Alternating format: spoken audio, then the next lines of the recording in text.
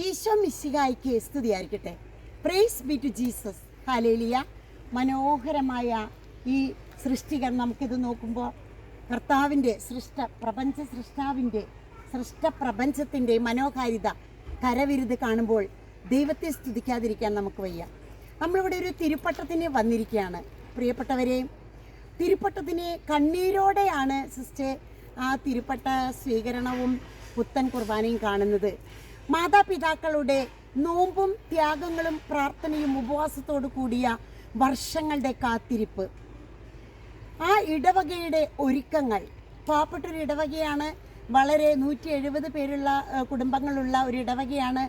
എന്തുമാത്രം ആഗ്രഹത്തോടും തീക്ഷ്ണതയോടും കൂടി ഒരുക്കി ഒരു വൈദികൻ ജന്മമെടുക്കുമ്പോൾ തികച്ചും യേശുക്രിസ്തു തന്നെ ജനിക്കുകയാണ്.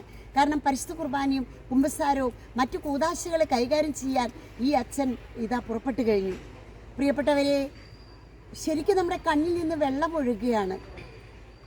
ഇന്ന് നമ്മളും സന്യാസത്തിൽ പ്രവേശിച്ചിട്ട് അല്ലെങ്കിൽ വൈദികനായിട്ട് എന്നെ ഞാനറിയാതെ തന്നെ കൈകളിലേന്തി എൻ്റെ തലതൊട്ടമ്മയും ആ ദേവാലയത്തിൽ പിഞ്ചു പൈതലായിരിക്കും എന്നെ പിടിച്ചു നിന്നപ്പോൾ അവർ പ്രാർത്ഥിച്ച പ്രാർത്ഥന, എനിക്ക് മാമോദീസ സ്ഥൈര്യലേപനം അല്ലെങ്കിൽ വൈദിക പട്ടമൊക്കെ തരുമ്പോൾ അല്ലെങ്കിൽ സന്യാസ വസ്ത്രം വെസ്റ്റീഷൻ ഒക്കെ ചെയ്യുമ്പോൾ ആ പ്രാർത്ഥനകൾ അതനുസരിച്ച് ഇന്നെൻ്റെ ജീവിതം പോകുന്നുണ്ടോ? വിശുദ്ധമായൊരു ജീവിതം, വിശുദ്ധമായവ വിശുദ്ധിയോടെ ചെയ്യുമ്പോൾ വിശുദ്ധരാകും.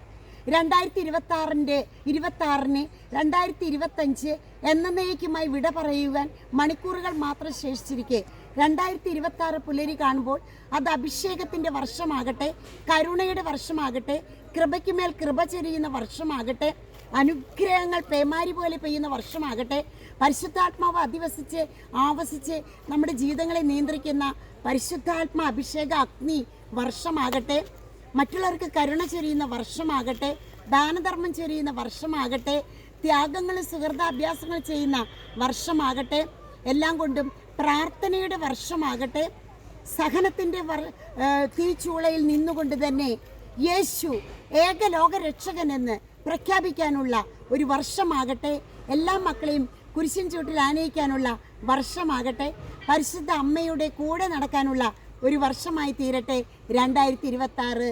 Happy new year.